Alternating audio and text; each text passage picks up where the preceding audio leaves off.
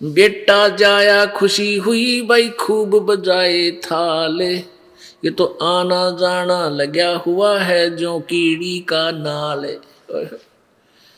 परमात्मा बताना चाहते हैं कि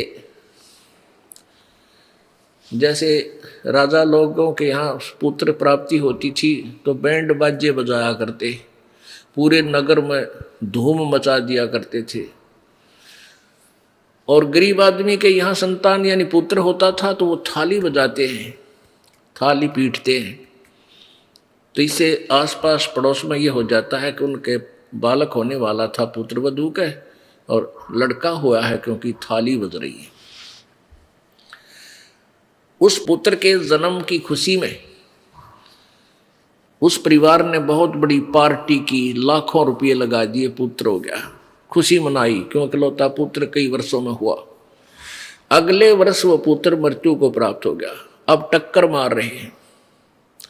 अब परमात्मा कहते हैं झूठे सुख को सुख है ये मान रहा मनमोद, ये सकल चबीना काल का कुछ मुख में कुछ गोद।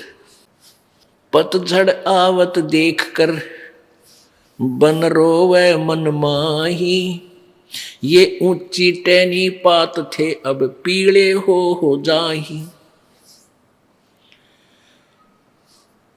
जैसे अब बसंत ऋतु आ गई है, पतझड़, अब जो एक वर्ष तक जो पत्ते पीपल के पेड़ पर थे वो अभी तक फड़फड़ा फड़फड़ा कर हवा के झोंकों से मस्ती मार रहे थे, और अब वो टूट टूट के पीले होकर टूट के जमीन पर गिर रहे हैं, और कोई गंदे नाले में जाके गल रहा है, कोई पशुओं के पैरों के नीचे कट रहा है।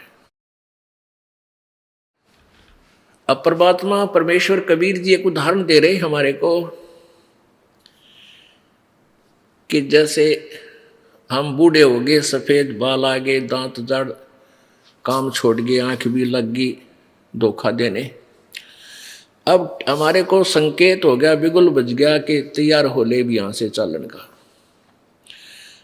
अब बूढ़ों की टिकट कट जाएगी, छोटे छोटे पोते बेटे पोते हो जाएंगे, और 10 20 50 वर्ष में उनकी फिर यही गति हो जाएगी। तो क्या बताते हैं परमात्मा, तुम कित फंस गए आके। कबीर जी कह रहे हैं सतलोक में कभी मृत्यु नहीं, कभी बुढ़ापा नहीं।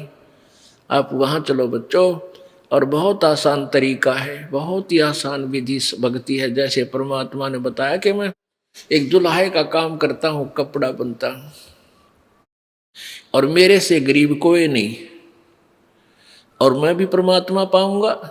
तो आप ये ना सोचो कि धन गणा है जिसके पास या उच्च जाति वाले ही परमात्मा पाएंगे, नहीं। आप ये जाति मजहब था, हमने अपने आप बाढ़ बना रखी है, अलग अलग दीवार खींच दी। परमात्मा इन सबको मिटा देता है, उसके लिए तो उसकी आत्मा सोना है, लाल है, उसी का वो ग्राहक है।